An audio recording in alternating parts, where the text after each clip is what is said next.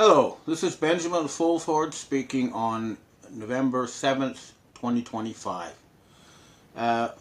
We're still in a kind of a limbo, a state of interregnum as we're waiting for the U.S. corporation to finish collapsing.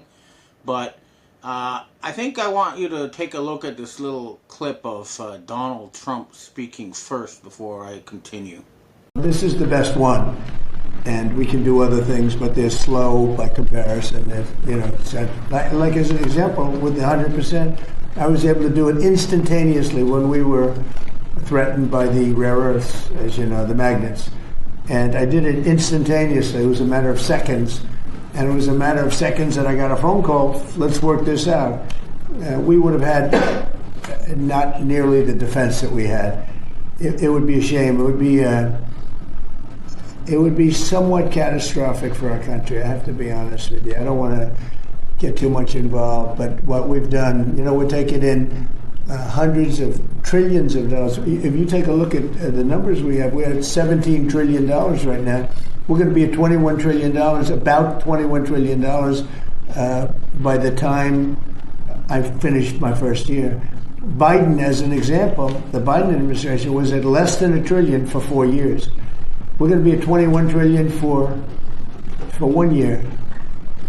In the history of the world, there's never been a country that's done that. Not China, not the U.S., not anybody. And a lot of that is because of the tariffs and the fact that the president is a competent president that knows how to use them. And I use them for national defense. Okay, so we have Donald Trump saying that he's going to get $21 trillion. That's just a lie. So, for example, in Japan, he came and he said he's going to get $550 billion, but there's nothing concrete. It's just promises. The man is delusional. It's sort of like Adolf Hitler talking about armies that don't exist and secret weapons towards the end of World War II when the end was coming. And it's a similar situation. Another example is we have U.S. Secretary of Finance, Scott Bessent, saying that the U.S. has gotten $1 trillion in tariff revenues. That's just not true. So far, they've gotten a total of $90 billion, which is a small fraction of the deficit the United States government is facing. What we're dealing here basically is a major long-term failure in Western policy. Essentially, what happened is they thought that the virtual or the digital was more powerful than the real, but that's just not the case. You cannot eat Bitcoin, and all these data centers don't actually produce food or material objects. And if you look at the stock price versus the actual income, you can see that all these magnificent 7 companies are operating on a giant hallucination. The only exception may be Amazon, which is 50% reliant on cheap Chinese stuff that is paid for with debt that the Chinese are still willing to issue, but not for much longer. So this whole thing is going to collapse. Right now, I'm hearing that U.S. troops in Germany are having to go to food, to get food from German charities, going to soup kitchens. In Japan, too, the troops aren't being paid. And we have explained to the Chinese that they do need to finance the U.S. military or they'll face war, but we also made it clear that none of the people currently in charge are qualified to make the U.S. military a force for good again. And we've given them a specific name. We're hoping that we'll get some answers on that soon. But for now, it's clear we have to watch the collapse. Now, the other thing I explained to the Chinese is that they don't need to finance these food stamps or SNAP benefits for Americans. They're not essential. Basically, I did some research, and it turns out that it's mainly a subsidy for the junk food industry. If people are really suffering from hunger, then we need to set up soup kitchens that provide nutritional food, not like, potato chips and stuff like that, or sugar drinks. And that can be done with plenty, the United States has plenty of food, so it's not a problem there either. So we made that very clear to them.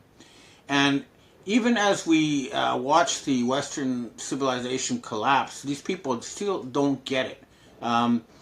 we have this election in New York of this Mamdani character who was financed by Alex Soros. And this is just still part of the long-term plan to start a war between Islam and the West. They create a boogeyman, Islamic boogeyman, and then they try to start a fight. And they're trying to do that inside the United States now with this Mamdani psyops. It's BS, okay? Then we have Trump, or the fake Trump, saying that we're going to attack Nigeria because they're hurting Christians. That's also, you know, if anyone's attacking Christians, it's going to be Israeli-funded special forces pretending to be Islamic radicals. It's not going to be actual Muslims, okay? That's the reality. And this whole mind control set up by the Mossad and all these people with their tens of thousands of people trying to control the internet, it's falling apart. Nobody believes it. Nobody's going to continue to believe it. So even if they try that fake Mamdani stuff, it's not going to work. Now, the other thing the Chinese and the rest of the world are fully aware of is that most Western leaders now have been filmed torturing and murdering a child, and that's why they're allowed to be in positions of power, because they have to totally and absolutely obey the Satanists. And the fact that they still do not release the Epstein files is all the proof you need. Now, they are trying to say that they're going to release the Epstein files on Prince Andrew. And I've talked to British intelligence about this and the FBI, and they say that the only evidence they have is a forged picture of him with a 17-year-old girl, okay?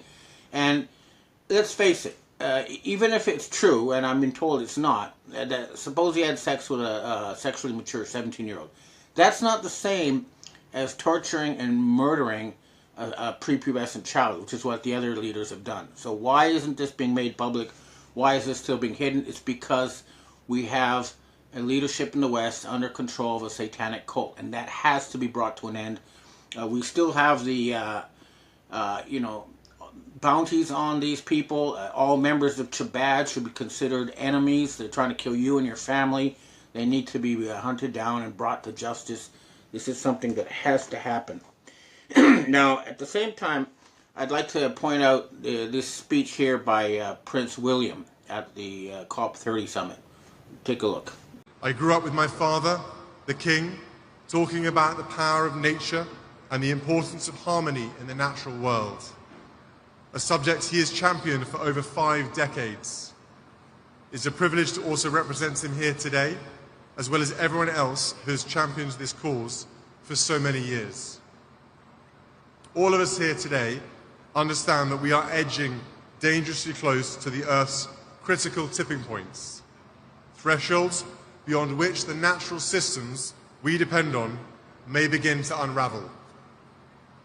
The melting of polar ice, the loss of the Amazon, the disruption of ocean currents.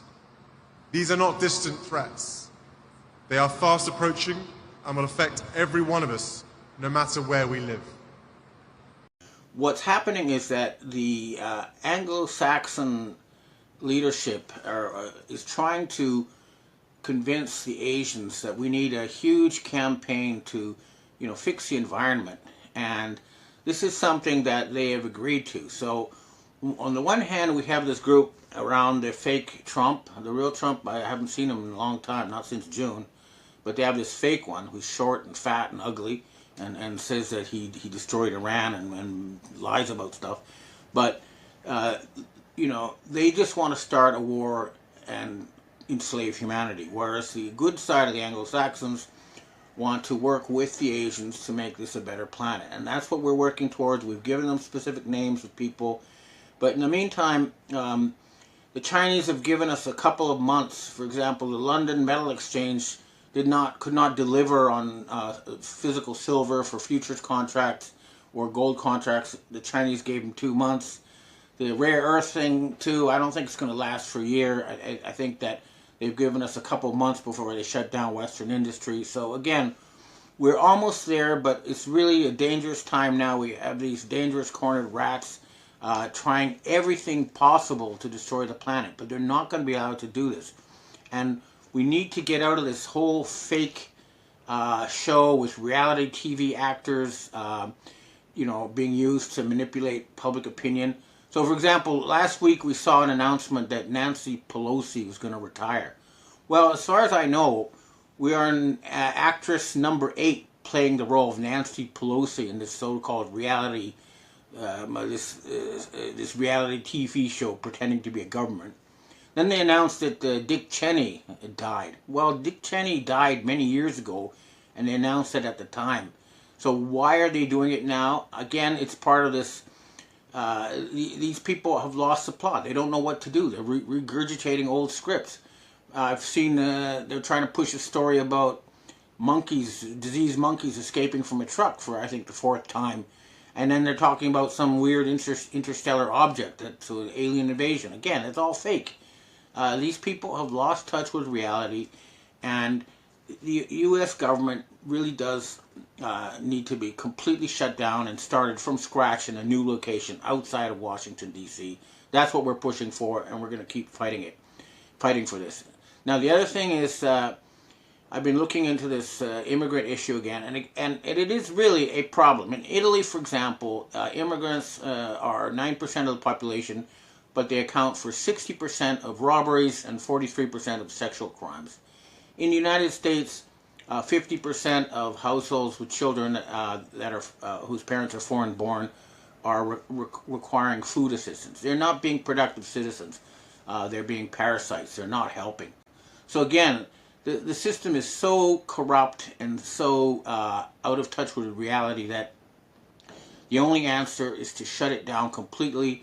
And this will lead to some dislocation, but the military will be there to make sure nobody dies of starvation, and people who are doing useless jobs will once again become productive citizens. So the process is underway. It's very frustrating that we're not yet ready to announce the building of a future planning agency or starting a new government for North America, but it will happen. In the meantime, things are going to keep collapsing, so please make sure you have stocks of food and fuel just in case things get worse before they get better. But we are winning. The White Hats will win this, and humanity will be able to decide its own future instead of being herded into some kind of fake apocalypse by the satanic Chabad cult. That has to come to an end. We will make it end. Humanity will be freed, I promise it. Okay, now I'd like to answer questions from readers and viewers.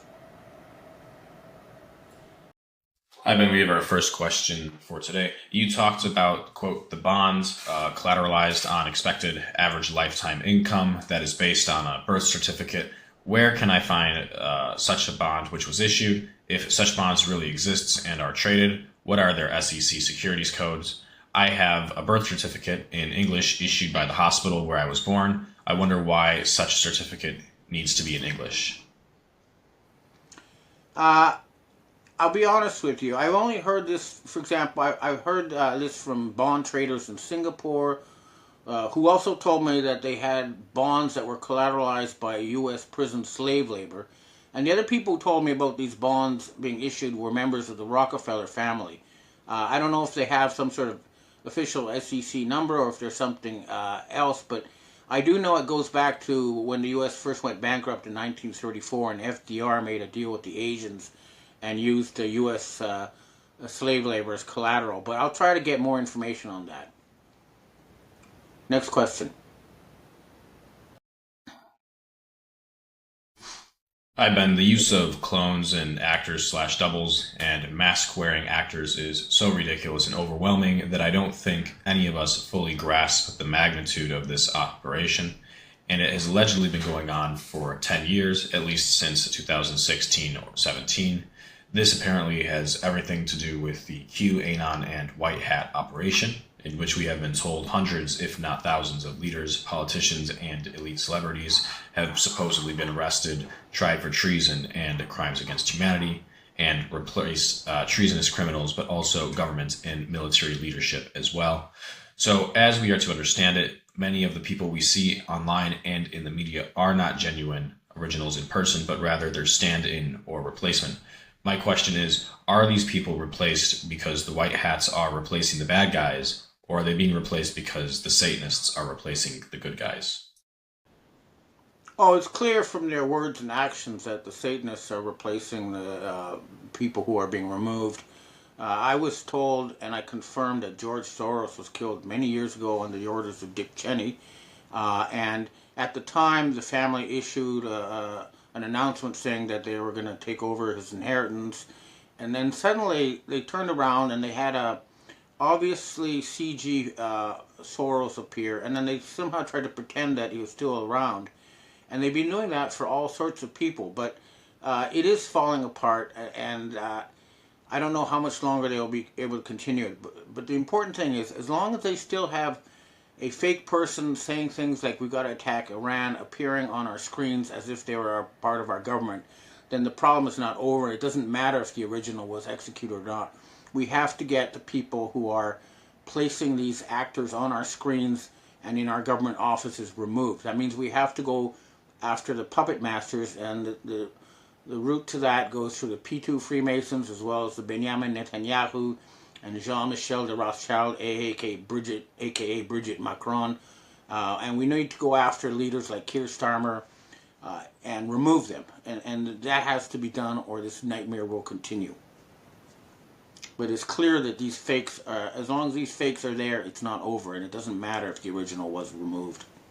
What we need to do is end the whole idea of reality show with hidden scriptwriters replacing our government. The government should be representing the people and trying to fulfill their orders and wishes to their best ability possible, not trying to herd them into some kind of apocalyptic war. Next question. Ivan, something doesn't add up. You said that China wants what's best for the West, but China's own people seem to be the most surveilled, controlled, and directed people on Earth. How is that good for them? And how can that be good for the people of the West? We're already on that same path. You also say the secret societies will win out over the global cabal, but you can't give specifics. But can you point to anything tangible that has actually been done to illustrate positive movements and foster true hope for the future? Well, the first thing I have to say, it is true that the Chinese bought surveillance technology from the West, and that they are the most surveilled society on Earth. However, the fact is that if you're an American, you're 20 times more likely to end up in jail than if you're Chinese, and then you'll be used as slave labor. Whereas the Chinese, what they've been doing, their system force, like stopping stuff like jaywalking, whatever. I don't agree with it. I don't like that kind of surveillance. But if you actually go to China, you'll see people live pretty good lives, and they're free in their most important daily things. Now, it's hard to point to anything good when you're still inside the West and everything's falling apart. But if you're outside of the West, it's clear that life is getting better, and things are going very well. It's just the Western collapse that we're witnessing, and until that's over and we can start rebuilding, it's not going to look good in the West. Also, about the secret societies, the reason that there's a lot I cannot say is because if I mention specific names, then these people become targets, because we're dealing with murderers. However, I can let you know that very senior people in the U.S. military, the head of British intelligence, a lot of people in the agencies are working with the Asian secret societies to make it so that from now on, what humanity will be doing is working to make this a better planet for all living things. And we'll prove it through actions, not through words. But it is happening, and soon it'll be undeniable. Okay, next question. Hi, Ben. What do you think of this new New York Mayor Mamdani? I know you spoke about him a little bit earlier on. When everyone else was on stage and asked the question, quote, if you become mayor, where would you visit to strengthen relations, unquote, everyone said Israel. Mamdani said, well, I would stay in New York. There's a lot to do here. What do you think that says about him and his ties to the Zionists? It's clear that the liberal Jews are the ones who don't want this whole Israel project to continue are backing him, but I'm going to reserve my judgment on this man until I see what he actually does. I'm disturbed by the fact that he's trying to start kind of Islamic versus Christian kind of fight. That aspect worries me, and I don't like the fact that Alex Soros supports him. But a lot of the stuff he says does resonate. So I'm gonna withhold judgment until I see his actual actions. But it's clear that he was financed by people like Alex Soros and was brought from obscurity to play some kind of role. So I'm skeptical, but I'm gonna wait before I make a final decision on this man. Next question. And we have our last question for today. You mentioned the Epstein files today. At some point, if we know he was Mossad and just blackmailing powerful politicians, should we really even care about the files? It seems to me like he was tricking powerful individuals to engage in relations with women believed to be of age, but actually underaged by about 2 years or so. We have to make a difference between people who had sex with a 17-year-old who's fully sexually mature and people who were filmed torturing and murdering underage children, which went on that island. This is proven beyond a doubt. I've been contacted by the people behind Epstein saying, hey, we can use this to control politicians and make them do what we want. But I don't think that's the system of government we want to have. We don't want to have blackmailed people obeying secret controllers. We want a government that everybody can see and that is accountable to the people, that follows the rule of law, and that's not what is happening with this Epstein business. At the end of the day, we really are dealing with a group of Satan worshippers, and that whole thing has to be removed from power, root and branch, and until that's done, and I understand that we need some kind of truth and reconciliation type process so that a lot of people whose only crime was having sex with a 15-year-old can confess and be forgiven, and just the really top controllers need to be dealt with. You can say the same thing with the vaccines. A lot of people sincerely thought they were trying to save lives, and they should be forgiven. Only the ones who knew the vaccines were toxic and were deliberately trying to kill people are the ones who need to face the full force of the law. But definitely, so many senior people are involved that some sort of truth and reconciliation process may be the only way to go forward.